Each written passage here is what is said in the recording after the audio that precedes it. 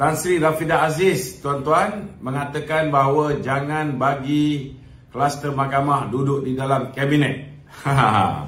Saya cukup seronok bila tengok Tan Sri Rafidah Aziz, seorang wanita besi yang lengkap dengan ciri-ciri korup dia, hari ini membicarakan tentang kluster mahkamah. Beliau sebenarnya sepatutnya menjadi kluster mahkamah kerana kertas pertuduhan ke atas beliau ketika beliau menjadi Menteri MITI. Beliau telah meluluskan saham untuk dimiliki oleh menantu dia Fazrin Azwar sebanyak 1.5 juta unit saham ketika beliau di MITI. Sudah ada charge sheet, sudah ada, tuan-tuan, charge sheet sudah ada ataupun kertas pertuduhan sudah ada, tetapi beliau telah diselamatkan oleh Tun Dr. Mahathir Mohamad. Jadi saya cadangkan kepada wanita korup ni, sebelum beliau berkata-kata dengan lebih lanjut berkaitan dengan orang lain, kononnya ada kes mahkamah dan sebagainya, saya nasihatkan beliau ni lebih baik duduk diam-diam, kerana hari ini Tun Mahathir sudah tidak ada lagi untuk melindungi beliau. Jangan sampai kes-kes lama, kesalahan yang beliau lakukan ketika beliau berada di Kementerian MITI dibuka semula, terutamanya kes yang melibatkan menantu beliau iaitu Fazrin Azwar. Dan kita juga ucap terima kasih kepada Datuk Seri Anwar Ibrahim yang telah mengeluarkan kenyataan yang sangat tegas. Beliau mengatakan sesiapa juga yang didakwa di mahkamah selagi belum dijatuhkan hukuman, orang ini masih berpeluang untuk menyertai kabinet beliau. Itulah saudara yang sepatutnya dipegang, innocent until proven guilty. Itulah sepatutnya dipegang. Maknanya dalam erti kata lain, kalau ikut kenyataan yang dikeluarkan oleh Datuk Seri Anwar Ibrahim ni, buat masa ini hanya Datuk Seri Najib je yang tak boleh menyertai kabinet Datuk Seri Anwar Ibrahim ataupun kabinet kerajaan perpaduan ini. Itu pun belum tentu lagi. Besok lusa kalau Datuk Seri Najib menang kes semakan kehakiman dia, ataupun dia dapat pardon ke dan sebagainya, tak mustahil beliau juga mungkin boleh menasihati ataupun menjadi penasihat ekonomi ke apa benda ke, mengikut budi bicara kerajaan baru ni lah, kalau nak pakai. Jadi maknanya, tuan-tuan, Datuk Seri Anwar Ibrahim pun faham bahawa ketika Tun Dr. Mahathir menjadi kerajaan, telah berlaku apa yang dipanggil sebagai selective prosecution. Dan selective prosecution ini bukan hanya melibatkan pemimpin-pemimpin UMNO. Bukan hanya Datuk Seri Najib yang telah kena selective prosecution, bukan hanya Datuk Seri Zahid Hamidi yang kena, Datuk Seri Ahmad Maslan kena, Tan Sri Syarif Samad kena, Datuk Seri Aziz Rahim kena, Tengku Nan pun kena. Ramai yang kena, tuan-tuan. Ramai yang kena. Termasuklah pemimpin daripada DAP dan Muda.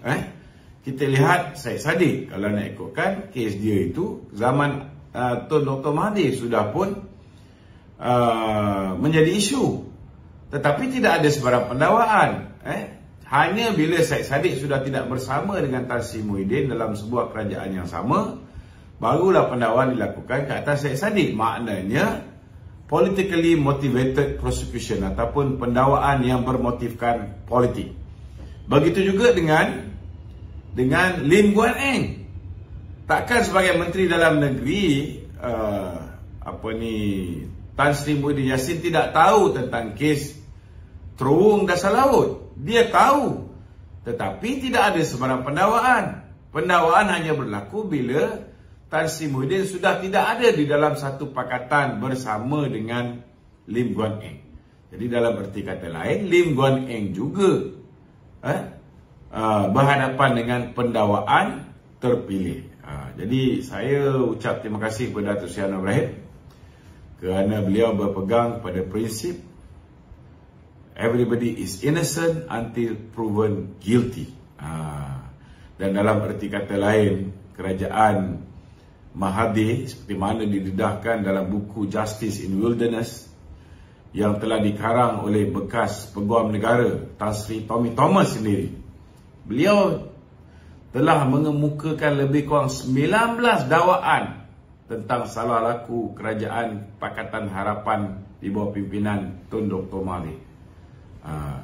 Tuan-tuan, kita kalau buka ni satu persatu, saudara, Tommy Thomas sendiri boleh didakwa, boleh didakwa di bawah tahasutan kerana menghasut orang membenci Allahyarham Tun Razak, dan apa ni, siapa nama, Datuk Harun, kerana mendedahkan Akta Rahsia Rasmi, perbualan beliau dengan Perdana Menteri, dengan Yang di-Pertuan Agong, tentang isu kapal ekonomi yang mana beliau memanggil bos genting, macam-macam boleh terdedah, tuan-tuan. Dan bagaimana Ketua Hakim Negara, baik zaman Tan Sri Cik Malanjun, begitu juga dengan zaman Tengku Maimun, kita lihat pelantikan itu pun tidak mengikut prosedur, tidak mendapat nasihat daripada Judicial Appointment Committee, Commission,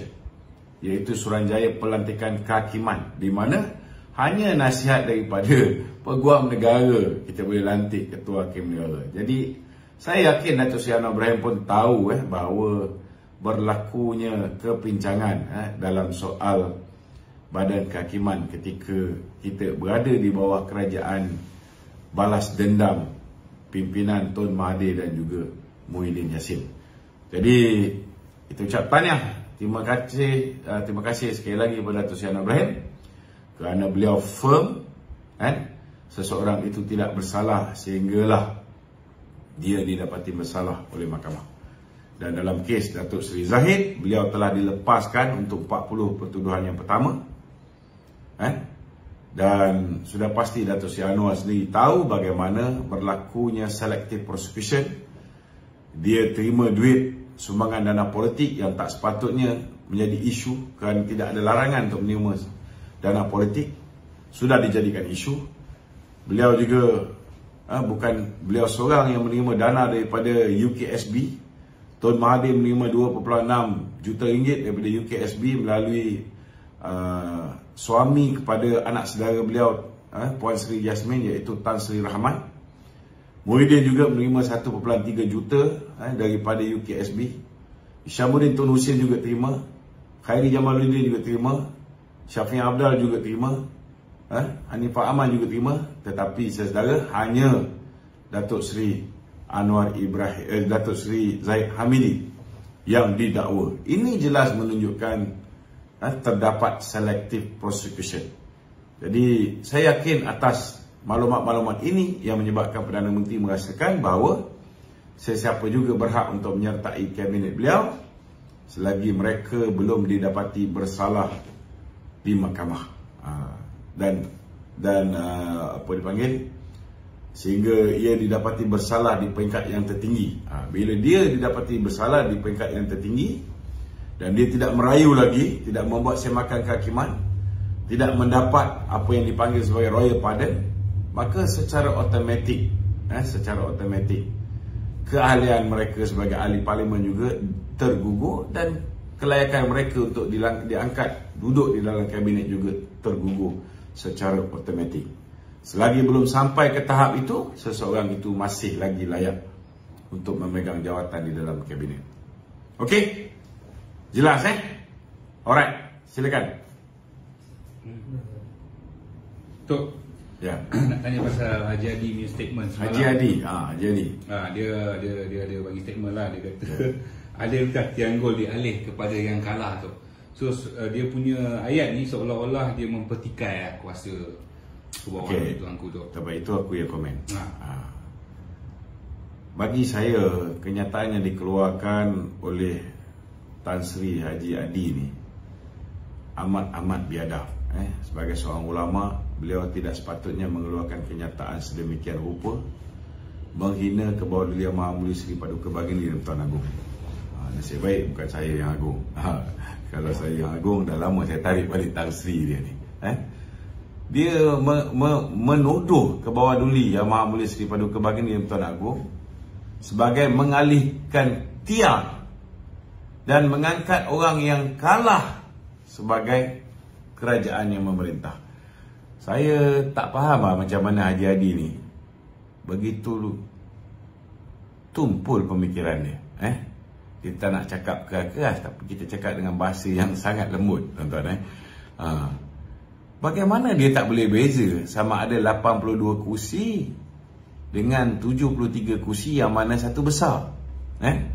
Saya nak beritahu dengan Haji Hadi, 82 dengan 73, 82 tu ada 9 kursi lebih banyak daripada 73. Kalau misalnya yang ini pun tak pas, Tuan Guru, saya rasa mungkin boleh masuk tadika balik. Mungkin boleh masuk tadika balik. Yang kedua, 82 campur 30, jumlah dia 112. Kalau campur lagi 23 daripada GPS, 112, jadi 135. Campur lagi 3 daripada warisan, sudah jadi 138. Campur lagi 6 daripada GRS, sudah jadi 144. Okey. Campur 2 daripada KDM, sudah jadi 146. Campur lagi 2 daripada bebas, sudah jadi 148. Siapa sebenarnya yang menang, siapa sebenarnya yang kalah, Tuan Guru Haji Hadi? Untuk makluman Tuan Guru Haji Hadi yang masih lagi berada dalam igawan mimpi ngeri kerana takut menjadi kluster mahkamah, untuk makluman Haji Hadi, tidak ada seorang pun, tidak ada mana-mana parti pun yang memenangi pilihan raya 2015. So kalau masih lagi bermimpi, rasa PAS menang kerana PAS dapat 49 kursi dengan cara yang sangat mengaibkan, hari ini saya boleh gelarkan PAS ni sebagai parti BU, parti beli undi, parti perasuah. Malu sebagai seorang ulama, Tuan Guru terlibat dalam membudayakan budaya rasuah. Maka rasuah okey lagi, boleh maaf lagi. Tetapi PAS hari ini ialah bapa kepada mengajar rakyat Malaysia makan rasuah. Secara terang-terang, pengundi muda yang masih lagi bersih, belum dirosakkan, akhirnya rakyat Malaysia, satu negara, dikorapkan oleh PAS dan Perikatan. Ini dosa paling besar yang tak boleh diampunkan. Tak kira 7 keturunan pun memang tak boleh maaf perbuatan daripada PAS ni. Macam mana kita nak bersihkan minda rakyat kita yang sanggup menggadaikan masa depan mereka untuk 5 tahun akan datang dengan menerima duit haram daripada PAS ni? Sedih, amat menyedihkan ulama buat benda-benda macam ni. Jadi pada Tuan Guru Haji Hadi,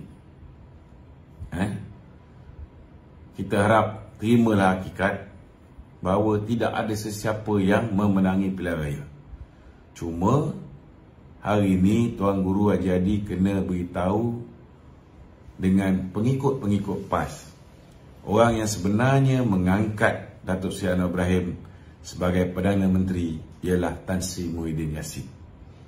Sebab kalau Tan Sri Muhyiddin tidak angkuh, kalau Tan Sri Muhyiddin tidak terlalu ego, bongkak, dia fikir dengan kekayaan yang ada pada dia, dia lebih besar daripada kebawah duli Yang Maha Mulia Seri Paduka Baginda Tuan Agong, saya yakin Datuk Seri Anwar pun belum tentu boleh angkat sumpah pada hari ini. Tetapi kerana kebongkakan, keangkuhan Muhyiddin Yassin, Baginda Tuanku beritahu tidak ada mana-mana pihak yang memenangi pilihan raya. Dia tak nak terima. Dia masih lagi cakap dia ada 115. Sedangkan 115 numbers yang dia ada itu, termasuklah dia menipu GPS dengan mengatakan BN sudah bersetuju untuk menyertai kerajaan di bawah pimpinan beliau. Dan dia mencuri 10 orang ahli parlimen daripada BN untuk menandatangani SD, sedangkan mereka sudah pun menandatangani aku janji tidak akan memberikan sebarang SD kepada sesiapa, dan kita sudah meluluskan anti-hopping law ataupun Akta Lompat Parti, yang mana SD individu sudah tidak boleh diguna pakai. SD individu tidak boleh diguna pakai. Sokongan untuk membentuk kerajaan mesti dibuat secara en bloc oleh ketua parti. Jadi masih lagi tak nak terima bila tuanku kata tak ada seorang pun mendapat majoriti, dan tuanku menasihati supaya diterima cadangan untuk membentuk kerajaan perpaduan antara PH dan PM. Dengan angkuhnya Muhyiddin potong perkataan setuju dan tanda tangan perkataan tidak bersetuju. Dah lah kau tak setuju, kau biadab. Kalau kau setakat tak setuju depan ke bawah diri tuanku, kau diam, okey lagi. Taklah kecil hati. Ini lepas dia tak setuju, dia tinggalkan majlis, tuan-tuan. Tak menghormati ke bawah diri tuanku. Dia tinggalkan langsung istana. Keluar, dia pertikaikan pula tuanku. Tak terima dia punya 115 SD. Tuanku ni well connected tau. Dia tahu sama ada kau punya SD tu palsu ke tak palsu. Dan takkanlah tuanku tak tahu, UMNO sudah pun menyatakan pendirian bahawa mereka yang menandatangani yang telah terbabas menandatangani SD, 10 SD tu, sudah menarik balik SD tu. Dan BN membuat pendirian bahawa mereka tidak menyokong mana-mana kerajaan pada ketika itu, sebelum dititahkan oleh kebawah-duli tuanku untuk BN menyertai kerajaan perpaduan. Barulah selepas itu BN membuat keputusan untuk menyertai kerajaan perpaduan di bawah pimpinan Datuk Seri Anwar Ibrahim. So, actually, orang yang banyak membantu Datuk Seri Anwar Ibrahim ni sebenarnya ialah Muhyiddin sendiri. Itu sebab, cubalah bezakan siapa rakyat, siapa raja. Kalau kau rasa kau ni lebih raja daripada raja, dengan angkuhnya menidakkan saranan ke bawah duli tuanku supaya Malaysia ni lebih aman, lebih stabil politiknya. Cuba bayangkan kalau yang 83 ni bergabung dengan 73, bukankah itu kuat? Takkan tuanku nak buat benda ni untuk membinasakan negara? Sudah pastilah untuk menyelamatkan negara, untuk mewujudkan keharmonian. Kita ni asyik gaduh saja. Benda baik pun kau tak nak terima. Lepas tu kau mempertikaikan. So, Haji Adi, tuanku sebenarnya tak alihkan tiang. Tetapi ada setengah-setengah manusia, ada setengah-setengah manusia, bila dah terlalu kaya, dia merasakan dia lebih tuanku daripada tuanku itu sendiri. Dan inilah punca kenapa kamu hari ini walaupun menang paling banyak kursi, setelah menggunakan duit, setelah memfitnah mengatakan kalau undi BN, Datuk Seri Anwar Ibrahim akan jadi Perdana Menteri. Hari ini kamu terimalah akibat daripada fitnah kamu. Kamu fikir kamu menang banyak kursi, kamu boleh jadi kerajaan. Hari ini baru kamu sedar lebih baiklah menang 18 kursi, kamu berada dalam kerajaan, daripada kamu menang 40 lebih kursi kamu duduk sebagai pembangkang dan silap-silap jadi kluster mahkamah. Dulu ada Tuan Dr. Mahathir untuk melindungi kamu. Dulu ada Muhyiddin untuk melindungi kamu. Hari ini siapa nak lindungi? Hari ini siapa nak lindungi? Kena ingat, selepas ini siasatan akan dilakukan ke atas ke mana perginya 600 bilion yang dibelanjakan zaman darurat. Kita pun tahu bukan hanya bersatu je yang sapu bersih. Ada juga kawan-kawan yang sewaktu dengannya. Yang ini yang menyebabkan setengah-setengah orang mandi tak basah, tidur tak lena. Bersiap sedialah. Bersiap sedia. Hari ini banyak-banyaklah berdoa. Banyak-banyaklah berdoa. Okey. Silakan. Okey Tok. Hari ni Tok ataupun Ya. semalam hari ni Tok tular Tok pasal isu UEC ni Tok. Okey. Sebenarnya Pertama sekali saya nak beritahu, banyak yang ditularkan ini ialah kenyataan-kenyataan yang lama, tuan-tuan. Jadi janganlah kita pula jadi tukang mengedarkan benda tu seolah-olah benda tu kenyataan baru. Okey. Dongzong ni, saudara, dia Persatuan Pendidikan kaum Cina. Dia nak buat tuntutan apa pun, itu hak dia, tuan-tuan. Kalau kita Persatuan Pendidikan Agama Islam, kita nak martabatkan bahasa Jawi, kita pun boleh buat pelbagai bentuk tuntutan kepada kerajaan baru. Tetapi bila nak meluluskan sesuatu tuntutan, bila nak mempertimbangkan, ianya akan dibawa kepada kabinet. Saya yakin, tuan-tuan, dalam kabinet ini silap-silap 2/3 Bumiputera dan 1/3 bukan Bumiputera. Sudah pastilah mereka akan mengambil kira, tuan-tuan. Mereka akan mengambil kira. Ini gambaran, saya tak cakap 2/3 Bumiputera. Tetapi gambaran untuk mewujudkan kerajaan yang stabil.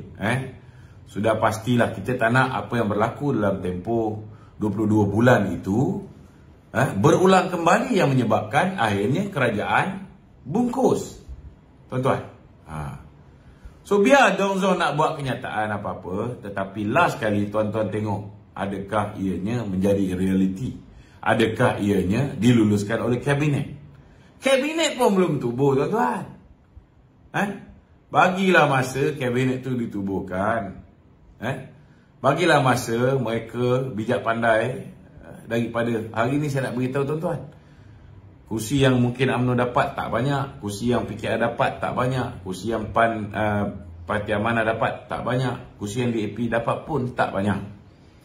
Jadi they will make sure only the cream will be in the cabinet. Maknanya orang yang betul-betul berfikiran waras, bijaksana, the best out of all the best MPs. Ataupun mungkin ada senator-senator yang akan berada dalam kerajaan itu, yang terbaik akan duduk dalam kabinet. Mereka akan pastikan bahawa kerajaan ini boleh kekal satu penggal, dan kalau boleh berterusan sampai bila-bila. Jadi mereka tak akan buat kenyataan, tidak akan apa ni kata orang tu, simply entertain sebarang tuntutan yang boleh menyentuh sensitiviti kaum. Kita dah ada pengalaman. PH lagi banyak pengalaman, tuan-tuan. Dah jadi kerajaan 22 bulan, banyak benda tak sempat buat. Last kali kerana ada setengah-setengah mengeluarkan kenyataan-kenyataan yang keterlaluan, menyebabkan orang membenci dan akhirnya kerajaan tumbang. Walaupun kita tahu penumbangan ini disebabkan pengkhianat yang tak mau menyerahkan jawatan Perdana Menteri kepada Datuk Seri Ibrahim. Ini kena faham, tuan-tuan. Jadi tak perlu bimbang. Ini lagi satu kenyataan daripada Ngakomeng. Itu pun kenyataan lama, tuan-tuan. Tuan-tuan, DAP pun tak nak hilang lagi kerajaan. Yang hari ini mereka cukup bersyukur bila UMNO bersetuju untuk menyertai kerajaan perpaduan memberi sokongan kepada Datuk Seri Anwar Ibrahim sebagai Perdana Menteri. Mereka pun kalau boleh tak nak terima jawatan Menteri Kabinet ni, tuan-tuan. Takkanlah Ngakomeng nak keluarkan kenyataan kalau misalnya UEC tidak diiktiraf, DAP akan keluar daripada kerajaan. Saya nak beritahu, DAP pun sedikit sebanyak mereka pun ada rasa bersalah kerana disebabkan kenyataan setengah-setengah pemimpin mereka, termasuklah Superman Hugh yang last kali dah dibuang pun daripada DAP. Sama macam Papa Gomo. Papa Gomo pun mengeluarkan kenyataan yang resis, nak tarik hak bukan Melayu untuk mengundi, nak tarik kerakyatan dan sebagainya. Last kali UMNO pun buang orang macam ni. Kita pun tak nak orang resis macam ni. So DAP pun dah buang dah Superman Hugh, tuan-tuan. Jadi mereka takkan mengeluarkan kenyataan-kenyataan macam ni. Tuan-tuan, kalau DAP hanya kerana nak pengiktirafan UEC ni, mereka sanggup tarik balik keluar daripada kerajaan ni, maka kita akan kehilangan 40 kursi. Tuan-tuan cuba bayangkan. Memang betul Datuk Seri Anwar Ibrahim ni setia kawan dia dengan DAP. Tapi kalau DAP sendiri keluar meninggalkan Datuk Seri Anwar Ibrahim, menyebabkan Datuk Seri Anwar Ibrahim boleh tumbang, tak mustahil Datuk Seri Anwar Ibrahim akhirnya akan bersetuju untuk menerima PAS.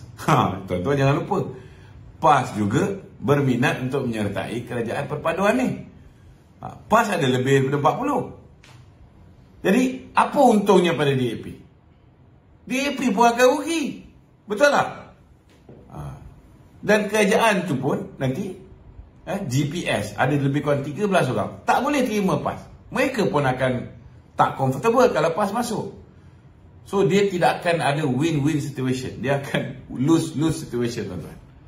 So DAP pun saya yakin, tuan-tuan, itu sebab saya yakin bila kita parti Melayu yang mempunyai jumlah keahlian paling ramai 4.2 juta bersama dengan Pakatan Harapan, bersama dengan GPS berada di dalam kerajaan. Bak kata saya punya analogi simple, kita mampu untuk jinakkan DAP untuk menerima, menghormati hak istimewa Melayu, kedudukan Islam sebagai agama persekutuan, kedudukan bahasa Melayu sebagai bahasa kebangsaan, kedudukan raja-raja Melayu. InsyaAllah, tuan-tuan, mereka akan menghormati kontrak sosial, mereka akan menghormati Akta 153 dan sebagainya. Yakinlah, yakin. Kalau mereka buat juga, we are here. We are here. Don't worry. Okay? Soalan lain? Okay, Dok. Hari ni Perdana Menteri tu dia kata dia usul undi percaya tetap dibentangkan pada 19 Disember ni kerana untuk, dia kata ini adalah penting tu untuk membuktikan keabsahan beliau dari segi persaksi politik. Adakah selama ni keabsahan beliau tak boleh diguna pakai? Okey, dia pertama sekali kita kena ingat Akta Anti Lompat Parti ni dia buatan manusia, maknanya dia ada kelemahan dia. Apa kelemahan dia? Okay. Akta Lompat Parti ni, tuan-tuan, ianya membolehkan seseorang itu dikawal daripada melompat parti. Ianya boleh mengawal seseorang itu daripada menyokong pemimpin parti lain, mengeluarkan SD kepada pemimpin parti lain. Akta Lompat Parti maknanya sokongan terhadap seorang Perdana Menteri mestilah dibuat secara en bloc dan melalui surat berkanun ketua parti.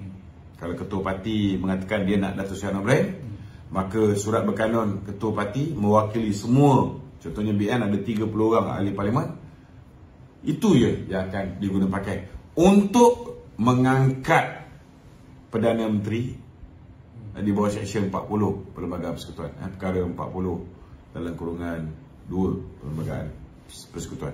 Itu hanya untuk mengangkat Perdana Menteri.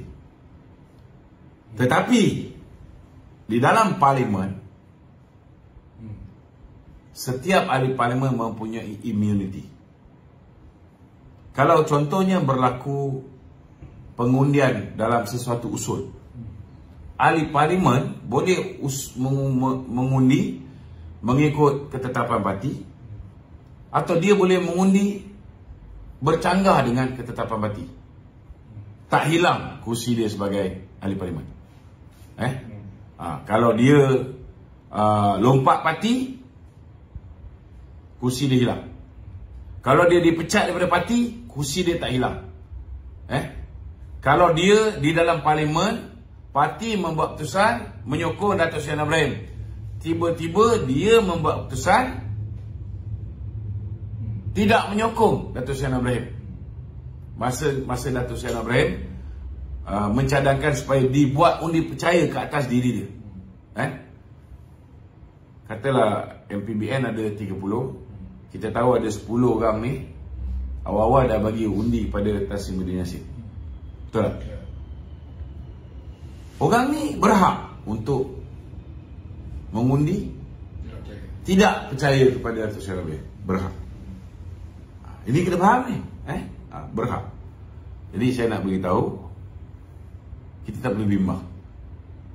Bila Datuk Seri Anwar Ibrahim sendiri mencadangkan supaya undi percaya itu dilakukan ke atas diri, sudah pasti dia ni confident dia boleh menang undi percaya tu. Takkanlah dia nak buat kerja gila. Betul tak? Bila berlakunya keadaan seseorang itu takut dengan undi percaya. Pernah satu ketika dahulu di zaman purbakala, ketika itu kita ada seorang bapa lockdown negara, dia takut untuk berhadapan dengan undi percaya atau undi tidak percaya. Maka habis di lockdown satu negara. Sampai negeri Perlis yang angka COVID itu begitu rendah pun di lockdown sama. Itu zaman seorang Perdana Menteri takut berhadapan dengan undi percaya atau undi tak percaya, kerana dia tahu dia tidak ada enough numbers. Tetapi Datuk Seri Anwar Ibrahim tahu dia ada 148.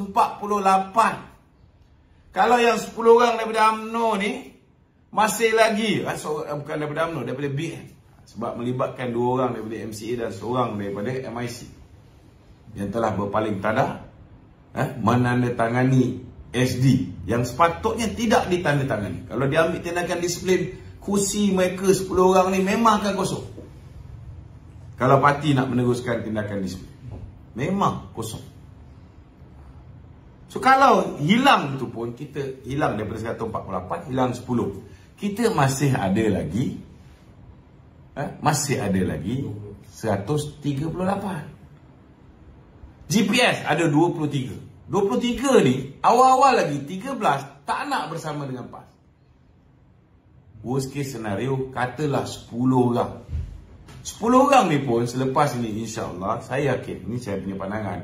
Saya bukan buat announcement, saya punya pandangan. Kalau salah seorang daripada 10 orang ini diangkat menjadi timbalan Perdana Menteri kedua, adakah yang 10 orang ini akan buat kerja bodoh memberikan sokongan kepada Muhyiddin untuk undi tak percaya ke atas Datuk Seri Anwar Ibrahim? Bodoh lah. Sebab kalau 10 itu pun keseluruhan dia, worst case scenario, tiba-tiba digelapkan mata, menyokong juga untuk tidak mengundi Datuk Seri Anwar Ibrahim, tidak memberikan undi percaya kepada Datuk Seri Anwar Ibrahim, kita masih ada lagi 128. Boleh tak Muhyiddin jadi Perdana Menteri? Tak boleh. Ada yang kata, oh kita risau juga yang kat Sabah ni. Saya nak beritahu, nak risau apa? Kalau yang Sabah 6 GRS ini memberikan sokongan kepada Tan Sri Muhyiddin dengan memberikan undi tak percaya kepada Datuk Seri Anwar Ibrahim, daripada 128 tolak 6, kita masih ada lagi 122. We still have extra 10. Jadi tak perlulah bimbang. Sebenarnya extra 11 sebab Padang Serai belum diputuskan lagi. Itu sebab Datuk Seri Anwar Ibrahim yakin bahawa lebih baiklah dibuat undi percaya untuk mengesahkan keabsahan kerajaan beliau. Ini kena faham. Kenapa beliau memutuskan untuk dibuat undi percaya. Okey. Jelas Okey. Okey, ada lagi?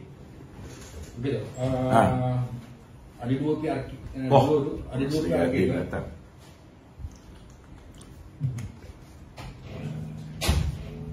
Jemput. Okey.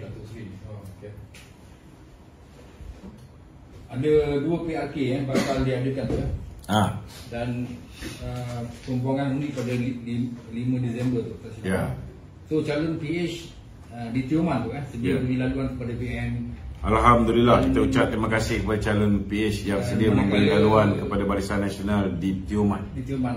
Manakala di PH di Padang Serai, PH pun minta laluan daripada BN tu. Tapi tak dengar lagi berita selanjutnya. Dia masalah dia calon BN di Padang Serai ni daripada MIC.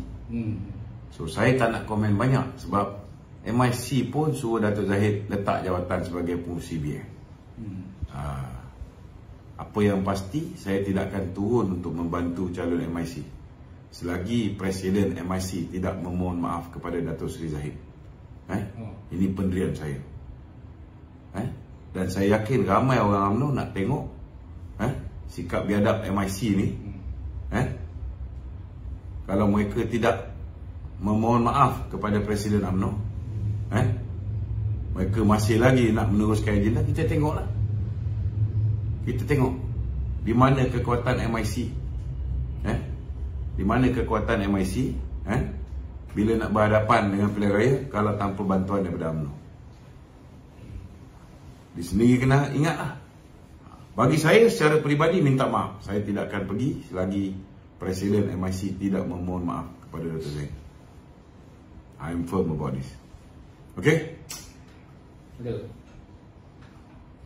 Ada lagi soalan? Ada. Ini soalan netizen tu. Diorang minta tu, sekiranya boleh tak Perdana Menteri mendesak agar Gubernur Bank Negara untuk menurunkan OPR dalam masa sekarang? Itu boleh dicadangkan dalam mesyuarat kabinet oleh Menteri Kabinet. Minta dia pandang tu lah. Mungkin kalau buat masa ni, saya rasa Dato' Seri Ibrahim ni banyak mendengar rintihan-rintihan rakyat. Mungkin kalau ramai orang yang mengeluarkan kenyataan di dalam Facebook mereka, Twitter mereka dan memohon supaya Yang Amat Berhormat Perdana Menteri mempertimbangkan untuk mengurangkan OPR ini, maka tak mustahil ianya akan dilaksanakan oleh Dato' Seri Ibrahim. Dan saya minta kepada semua sekali jentera-jentera Barisan Nasional di seluruh Malaysia yang mempunyai maklumat tentang pembelian undi oleh Perikatan Nasional dan juga oleh PAS, tolong bawa bukti-bukti itu, buat laporan kepada Suruhanjaya Pilihan Raya daripada sekarang. Kerana we got to put a stop on this corrupt practice.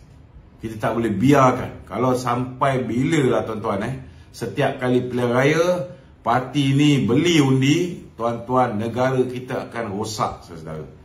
Kita lihat bagaimana otak pengundi-pengundi Melayu, khususnya pengundi Melayu muda ni, dirosakkan dengan politik wang yang diajar oleh PAS dan juga PPBM ni. Rosak negara ni. Jadi saya rayu, siapa yang ada maklumat, ada video ni, tolong hantar kepada SPR. Kalau tuan-tuan masuk TikTok je tak cukup. Kita perlu maklumat daripada tuan-tuan. Kalau tak tahu macam mana nak buat, boleh hubungi kita punya talian 011 3595 4044. Bagi detail apa semua, kita akan bantu untuk membuat laporan kepada SPR. We need to investigate this. Kita kena pastikan bahawa ianya dapat dibuktikan. Selain daripada usaha, mungkin akan diadakan RCI oleh kerajaan. Mungkin saya bukan nak mendahului, tapi saya rasa mungkin akan ada RCI untuk menyiasat ke mana perginya 600 bilion ni.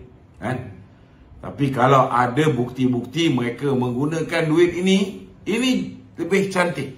Kerana lebih mudah untuk kita question mereka dari mana mereka dapat dana. Ada setengah tempat bagi sampai 500, ada setengah tempat bagi 200.5, ada setengah tempat pakai t-shirt BN dapat RM50, ada setengah tempat dapat jadi jentera motosikal untuk pusing-pusing dapat RM300. Dahsyat, saudara, dahsyat. Bagaimana mereka ni mempunyai kekayaan yang luar biasa. Kita tahu 600 bilion yang dibelanjakan sepanjang tempoh darurat memberikan sebahagian daripada sumbangan dana politik. Kita tahu. Tetapi kita ada dua cara. Pertama, siasatan ke atas, ke mana perginya duit 600 bilion dibelanjakan. Yang kedua, kalau tuan-tuan ada bukti mereka agih duit, contohnya wallahi saya akan undi PAS dapat duit. Ini siapa yang ada bukti ni, sebab merata dunia, merata Malaysia benda ni berlaku. Sahabat-sahabat saya ramai beritahu benda ni berlaku. Bermaharajalela secara terang-terang, bukan sembunyi-sembunyi bawah pokok ketapang, tuan-tuan. Ini terang-terang. Tolong report SPR. Kalau tak pandai macam report, hubungi kami baik ajar macam mana cara nak buat. Kena buat daripada sekarang, tuan-tuan. Kalau boleh kita nak buat petition mahkamah untuk kesemua kawasan, 73 kawasan yang dimenangi oleh Bersatu dan juga oleh PAS ni. Okey? Ada lagi? Tak, selain pada OPR tu, lanjutan dia minta kalau boleh KWSP 2.0 tu. Yang ini saya tak nak komen. Sebab saya tahu angka-angka hari ini 81% pencarum-pencarum yang mencarum di KWSP. Akaun dia pun bawah 1000. 81%. Kalau duit apa dia, aku pun tak tahu. Ini biar Kementerian Kewangan lah uruskan. But we got to explain this very well. Orang memang mengharap supaya dapat keluar. Ini punca daripada berapa lockdown negara lah. Akibat daripada lockdown yang dia bawa ni, tuan-tuan, kita sengsara sampai hari ni. Orang tak boleh selesai. Dah bagi KWSP I Citra sekali, I Sinar sekali, 2 kali. Masih lagi orang tak boleh keluar daripada belenggu masalah ekonomi. Itu sebabnya jangan salah pangkal. Tapi ya Allah, apa masalah korang ni? Masih ada lagi yang saya tak boleh imagine lah macam mana rakyat Malaysia berfikir. Boleh sampai 50% lebih orang Melayu mengundi Perikatan Nasional, mengundi parti abah kau ni. Mana kau letak otak? Aku tak boleh cakap apa. Minta maaf cakap lah. Saya betul-betul sedih lah. Betul-betul sedih. Kerana duit, tuan-tuan berubah. Sedih. Betul sedih. Tuan-tuan lupa apa yang berlaku sepanjang tempoh 17 bulan kita di bawah pemerintahan Muhyiddin Yassin. Tak azab lagi ke di lockdown duduk kat rumah? Budak-budak muda tu, saya dah cakap dah, budak-budak muda ni ketika itu saya pesan mak bapak tolong pesan anak-anak. Sebab anak-anak kita ni, tuan-tuan, ketika itu mereka syok sebab duduk kat rumah tak pergi sekolah. Memang dia orang enjoy zaman Muhyiddin. Dia tak tahu mak bapak dia pun tak boleh pergi kerja, tak boleh cari makan untuk anak-anak dia. Mereka kehilangan pendapatan. Habis saving semua licin. Kena mengharapkan KWSP. Mana ada rakyat Malaysia 61 tahun zaman BN perintah dulu kena mengharap duit KWSP. Hanya lepas zaman Muhyiddin jadi Perdana Menteri kita jatuh apa-apa ke dana. Berapa ramai syarikat yang bankrupt. Ini realiti. Tapi ada lagi orang mudi dia orang. Baca doa. Saya tak fikir pasal Muhyiddin baca doa ni orang berubah fikiran. Duit. Hanya kerana 200-300 nikmat dia mungkin seminggu. Kamu gadai masa depan kamu 5 tahun. 5 tahun. Nasib baiklah Allah Ta'ala selamatkan dia tak jadi Perdana Menteri. Kalau dia jadi Perdana Menteri, apa jadi pada negara kita? Lingkup. Betul? Lingkup. Okey? Betul, tapi ada orang muda komen tu. Dia tak sokong BN sebab KJ nak hapuskan rokok, vape, apa bagai tu. Itu saya pun tak boleh nak komen apa. Sebab silap juga. Ada orang menjanjikan dia akan jadi menteri balik. Orang-orang muda yang isap rokok takkan nak undi BN. Orang-orang muda yang isap vape nak berhenti merokok pun takkan nak undi BN. Betul tak? That's why we got to make sure our future ministers, before they make any statements, they must make sure they make a really thorough research about any policy. Sebelum dia buat kenyataan, pastikan mereka betul-betul dah buat kajian yang mendalam implikasi dia. Kena hidupkan balik Strategic Communication Unit. Kalau sebelum kerajaan membuat sebarang keputusan-keputusan besar, dibincangkan dulu dalam Stratcom. Kalau benda tu boleh memberikan implikasi, boleh menyebabkan rakyat marah, boleh menyebabkan kadang-kadang benda tu baik, tetapi kita tidak buat mind conditioning lebih awal. Ini kena buat. Bila kita explain dengan rakyat kenapa kita buat benda ni, apa kebaikan ni, apa keburukan kalau tak buat, sudah pasti rakyat yang menentang tu kurang sikit. Lepas tu kena pastikan juga bila kita explain tu, semua cabang media tu perlu viralkan benda tu. Tak bolehlah media elektronik saja tapi kita tak cover media sosial. Hari ni rakyat yang bersandarkan, berpandukan, bergantung kepada media elektronik ni dah jauh berkurangan berbanding dengan dulu. Banyak dah bergantung kepada media sosial. Everybody is getting the information from the smartphone. Ini kita kena faham. Okay? So, Tuan Ibrahim, Tuan Man dia cakap dia akan pantau lah kerajaan Anwar Ibrahim ni. Dan dia kata dia nak tengok janji-janji yang Anwar cakap semasa kempen pihak 2019 tu boleh buat ke tak. So, soalan dia tu, ini pertama sekali saya nak beritahu sebelum dia cakap banyak. Pertama sekali dia kena faham tidak ada satu parti pun tidak ada satu parti pun yang memenangi pilihan raya. Maknanya tidak ada satu parti pun yang manifesto mereka diterima oleh rakyat. Bila manifesto tidak diterima oleh rakyat, maka rakyat tidak ada hak untuk menuntut janji-janji yang telah pun diutarakan dalam manifesto. Ini kena jelas. Bila sebuah parti mencadangkan, kalau kami memerintah, contohnya UMNO memerintah, kalau kita memerintah, orang yang gaji bawah RM2,208, kita akan pastikan kemiskinan mutlak akan dihapuskan. Maka orang yang gaji RM1,200 setiap bulan, lepas dia dapat gaji RM1,200 daripada majikan dia, kerajaan bank in RM1,008. Tapi apa yang kita letak dalam manifesto kita ni ditolak oleh rakyat, maka BN tidak terikat untuk melaksanakannya. Sama juga apa dijanjikan oleh Pakatan Harapan, ditolak oleh rakyat sebab dia tidak dapat simple majority. Dia tidak terikat untuk melaksanakannya.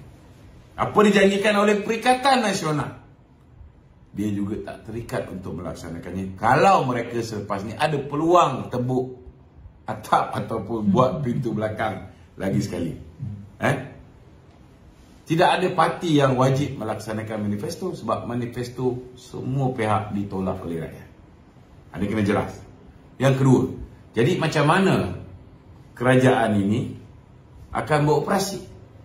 Selepas dibentuk kabinet ini, sudah pastilah fokus akan dibuat untuk belanjawan 2023. So, apa yang dibentangkan oleh kerajaan baru ini, itulah apa yang akan dilaksanakan pada tahun 2023. Jadi, kena jelas benda ni.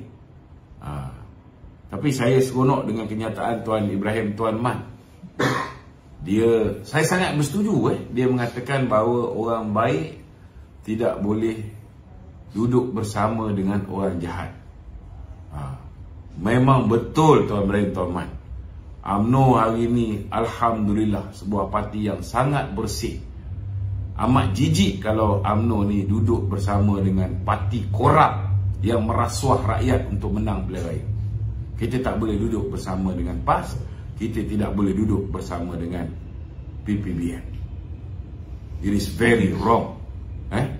Kalau kita bersama dengan mereka, maknanya kita bersekongkol dan bersetuju dengan tindakan jijik Bersatu dan PAS merasuah rakyat, membuat satu benda. Selama hari ni diorang kata orang-orang Melayu ni makan rasuah.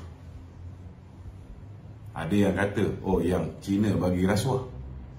Tetapi hari ini, Melayu-Melayu ini, Melayu Bersatu dan Melayu PAS, mereka dalam makan rasuah, mereka menyeleweng dana negara, mereka mengambil kesempatan ketika negara berhadapan dengan konflik COVID untuk mereka laksanakan darurat, mereka belanjakan duit dengan tidak dibentangkan di parlimen. Dan hasil daripada duit yang mereka perolehi melalui kelulusan direct nego project, duit ini digunakan untuk merasuah rakyat, merosakkan anak-anak muda kita, merosakkan masa depan negara. Memang UMNO tidak boleh bekerjasama dengan manusia-manusia keji macam ni. Memang betul lah kenyataan yang dikeluarkan oleh Tuan Ibrahim Tuan Mat. Dan selaku seorang ulama, saya rasa Tuan Ibrahim Tuan Mat hari ini patut rasa malu dan aib. Dan aib dengan tindakan partinya mengamalkan rasuah secara terang-terangan. Tak boleh bayang orang yang selama hari ini cerita bab Islam, hari ini dia tolak tepi Islam, dia tolak tepi halal haram. Mereka melaksanakan hari ini apa yang dianggap oleh Machiavelli, teori matlamat menghalalkan cara. Hari ini pegangan ulama-ulama PAS, matlamat menghalalkan cara. Halal haram letak tepi, rasuah korupsi letak tepi, penyelewengan letak tepi. Semua halal demi mencapai kuasa. Tapi mereka merancang, Allah Ta'ala juga ada perancangannya. Walaupun mereka menang banyak kursi, mereka tak boleh bentuk kerajaan. Tengok berapa besarnya kuasa Allah Ta'ala. Okey? Tok, soalan daripada komen kelas ni, Tok. Dia tanya, boleh tak kerajaan luar ni, kira undi 18 tu kita stop kan, maksudnya tiada akan datang undi 18 tu tak ada.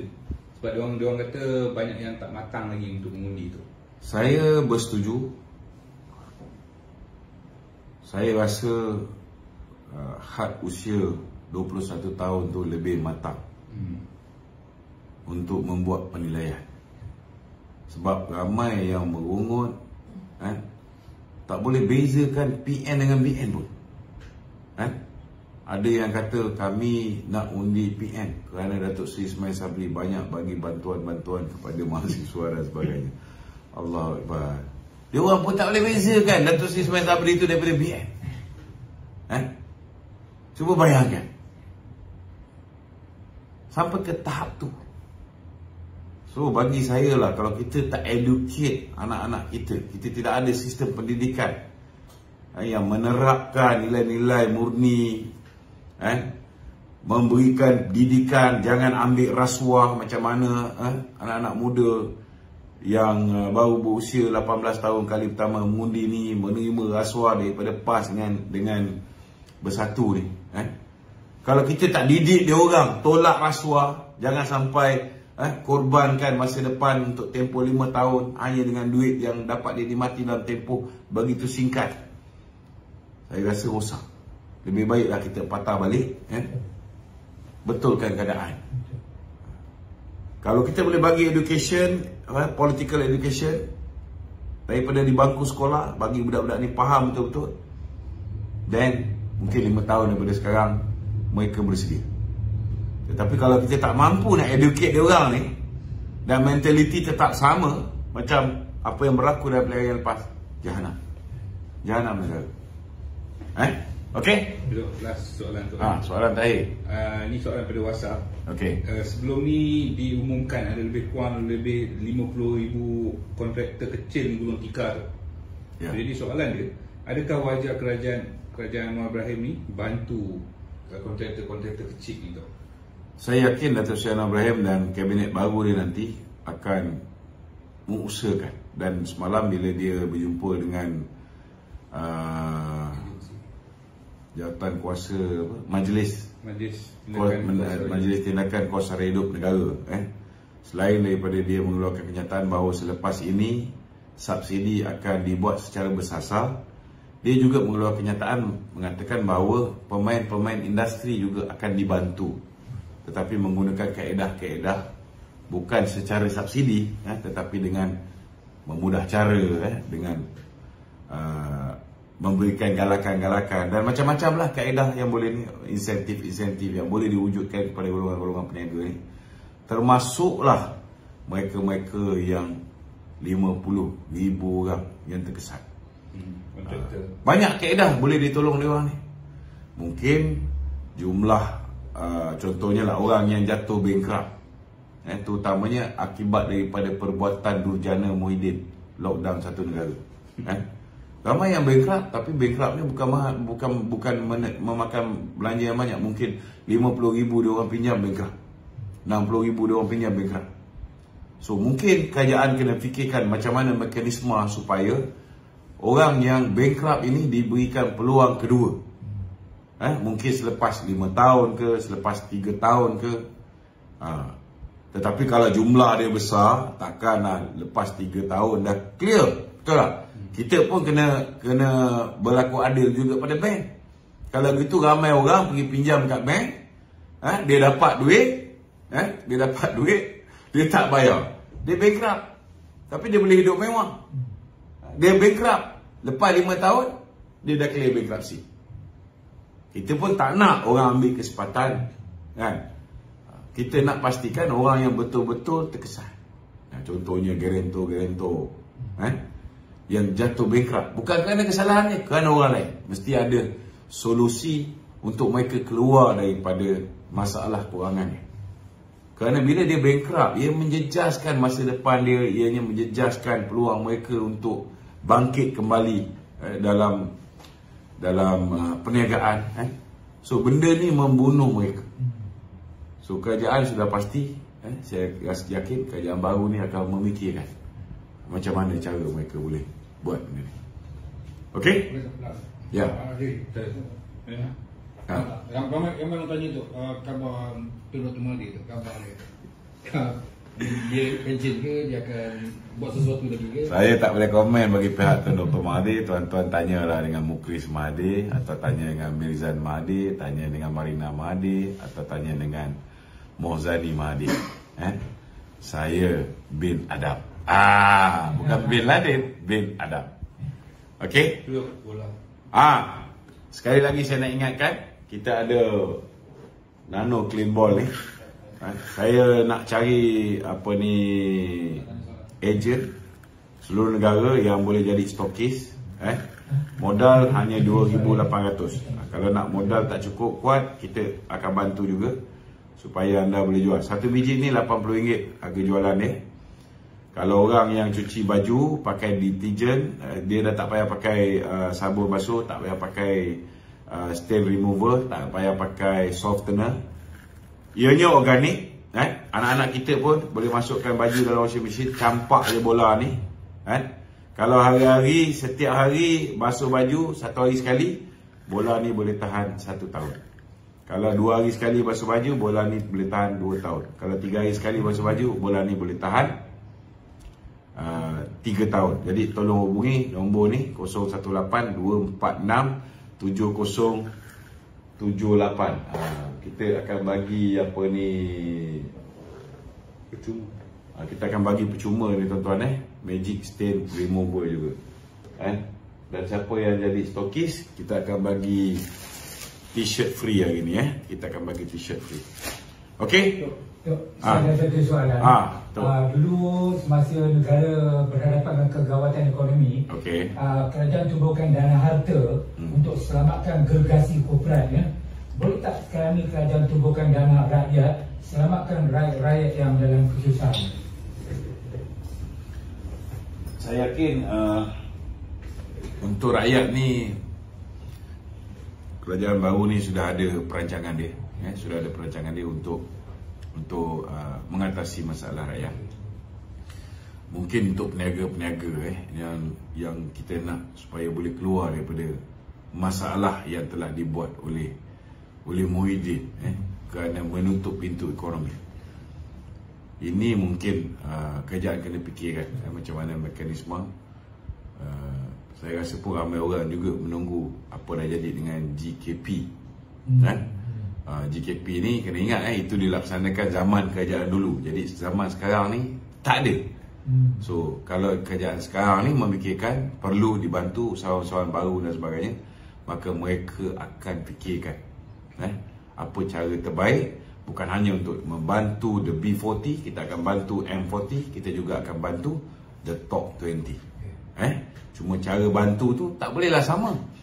Kalau mungkin memberikan bakul makanan ataupun memberikan food stamp ataupun memberikan wang tunai secara bersasar kepada the B40. Takkan nak bagi bantuan wang tunai kepada M40. M40 mungkin boleh. Mungkin M40 ni dia sampai, katalah gaji sampai RM10,000. Mungkin yang RM5,000, RM6,000 dalam keadaan ekonomi yang teruk ni, mereka masih boleh dipertimbangkan. Tetapi takkan orang yang gaji RM20,000 sebulan kita nak bagi food stamp ataupun kita nak bagi BRIM. Mestilah cara membantu tu berbeza. Mungkin potongan cukai, mungkin mempermudahkan mereka ni dari segi facilities untuk mereka menjalankan perniagaan, membantu untuk memasarkan produk-produk mereka di peringkat antarabangsa, insentif untuk mereka bawa masuk pelabur, ada certain period, mereka ada pengecualian cukai dan sebagainya. Benda-benda macam ni boleh difikirkan.